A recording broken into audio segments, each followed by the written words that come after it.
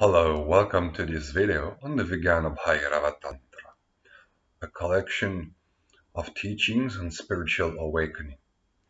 Today we will see two verses, number 119 and 120. 119 in Sanskrit. Vastuṣu smaryamāṇeṣu dṛṣṭe deśe tyajet. svaśarīraṃ nirādhāraṃ kṛtvā prasarati prabhuḥ.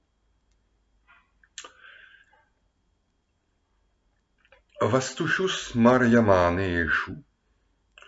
When one remembers something. dṛṣṭe deśe, when one sees something. Like, I see that house, it brings me back in the past. Memories arise because of that sight of that house. Vastuṣu smaryamāṇeṣu dṛṣṭe deśe. All the time when we see things, it evokes memories. When there is a present, usually there is a past.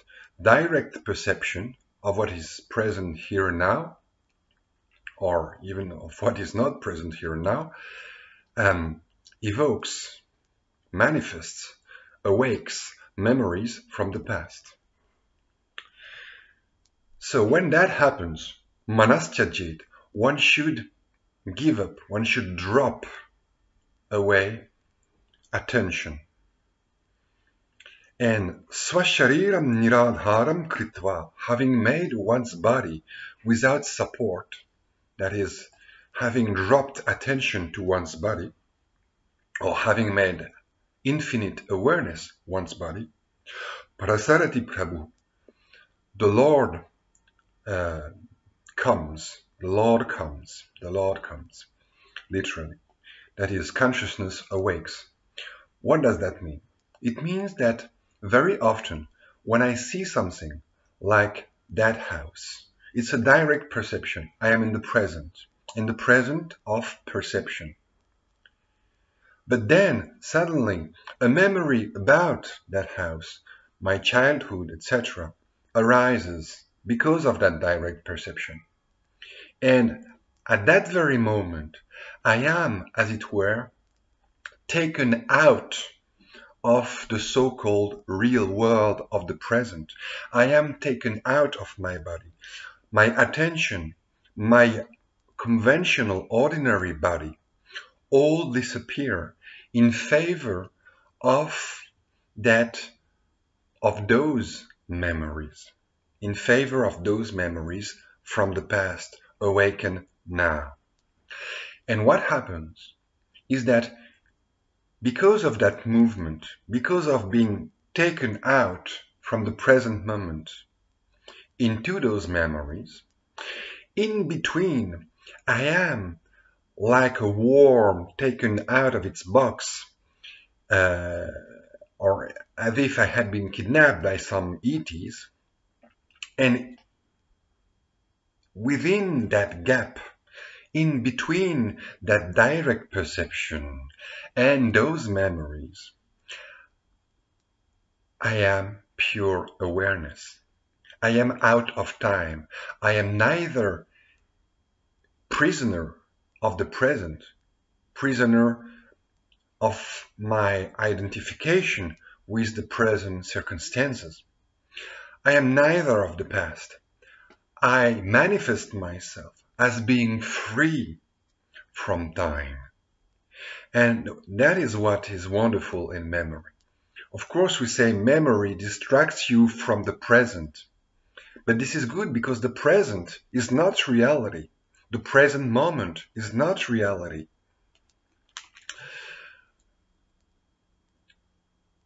And memory, given that habit of identifying to the here and now, opens a door because it takes me out of time, out of the here and now, out of the confines of the here and now. And taking me in the past, back in the past, or rather, creating the past anew in the present, bringing the past anew in the present, it manifests, it shows, it establishes that I'm free from time.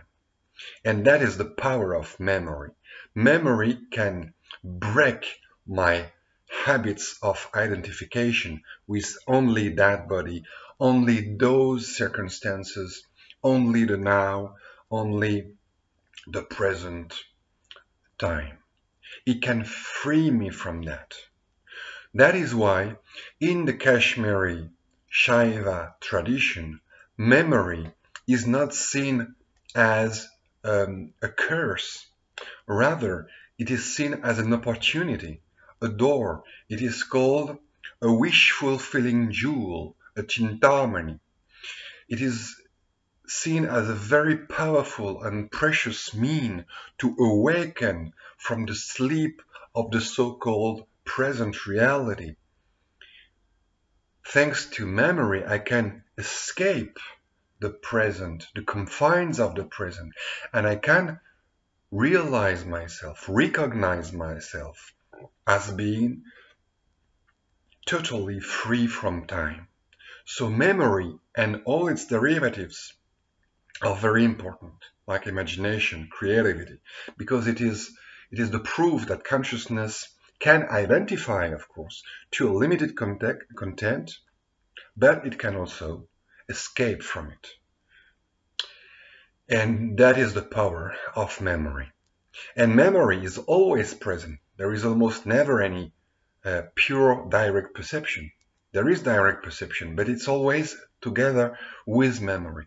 Without memory, you could not understand what I say. You could not even understand the word. You could not even understand that I say something. You could not see me. You could not recognize me. You could nothing. There is no direct perception without some sort of memory in it.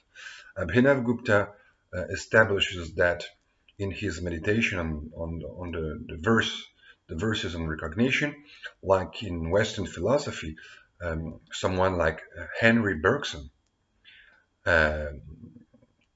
made a demonstration along quite the same lines. Next verse, 120. Kvacid vastuni vinyasya śanair dṛṣṭiṃ nivartayet. Jñānaṃ cittasahitaṃ devi śūnyālāyo bhavet. Kvacid vastuni, something. Vinyasya, having put one's attention onto something. Śanair, slowly. Dṛṣṭiṃ, your attention, the gaze of attention. Nivartayet, you should remove, take away. So when you see something, you slightly take your attention away from it. Jñānaṃ, that cognition, that awareness, which is going away from the object. Cittasahitaṃ, accompanied with attention. Here again, citta is not just some vague soul or mind or psychism, is attention. Devi, O goddess, that awareness accompanied with attention, with full attention, śūnyālāyo bhavet, one will then become empty. Empty of everything, that is, one will become, as it were, universal consciousness, which is empty of everything in the sense that it is free of everything. It is the support of everything. It is the receptacle, alaya, of everything. But it is free of everything. It is not confined again in anything. It is not limited to anything. Even though it identifies in me, in you, it identifies, it is always free from such identifications. And one sign, one experience, one manifestation of such a freedom is the fact of distraction, which is the topic of that verse. Distraction is another opportunity, another door to freedom. Most often, when in direct perception, we are paying attention to that vase, let's say that apple, for example, that apple, very soon I am distracted from that direct perception. I'm no longer seeing the apple, I'm seeing something else, or the memory of the apple, or something else. So I can do that consciously. I look at the apple and I move away my attention. And before my attention gets caught again by another object, like the tree, in between there is pure awareness. My awareness is freed from that apple. It's no more contracted. It is still free from the next contraction, the next concentration, the next grasping of the tree, on the tree. But in between, in that gap, it is free, wide open, like space, if you will.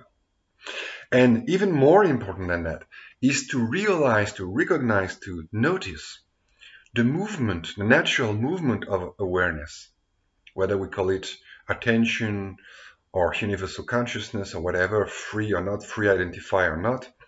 There is that natural movement in ordinary, in common experience, everyday experience, of fixating on something, grasping with the hand of attention, or with the gaze, as it says, with the dṛṣṭiṃ, with the mind gaze, to grasp something and then to release it in order to grasp something else.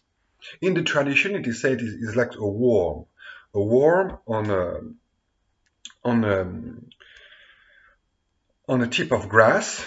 If that worm, which is contracted, grasping the blade of grass, wants to catch and to go on another blade of grass, it has to extend to reach for the next blade of grass. So it has to extend before grasping and contracting again.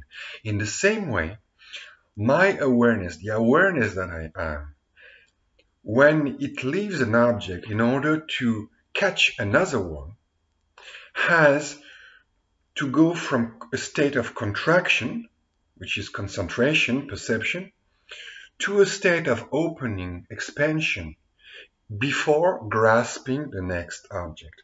Or it's like, again, another traditional example, it's like in order to dye a cloth. If it's dyed in red, you want to dye it in blue, in between you have to wash it so that it becomes white again, in between.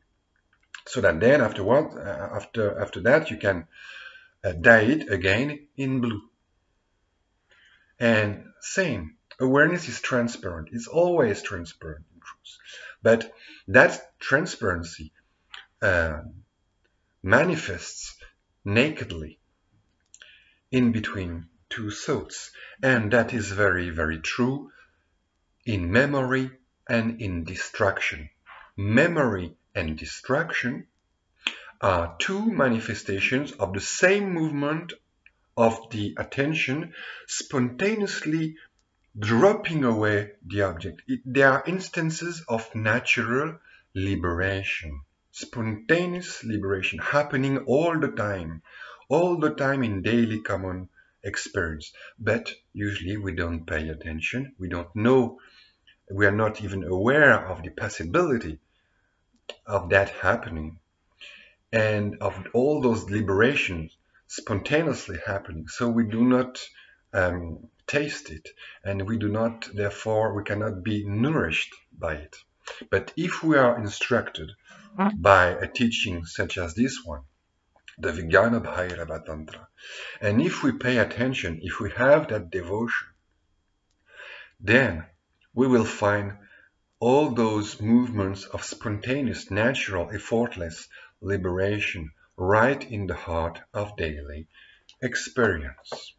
That is how ordinary experience, the obstacle, becomes the mean to liberation, to consciousness opening and awakening. That's all for today. Thank you very much. for your attention and see you next time.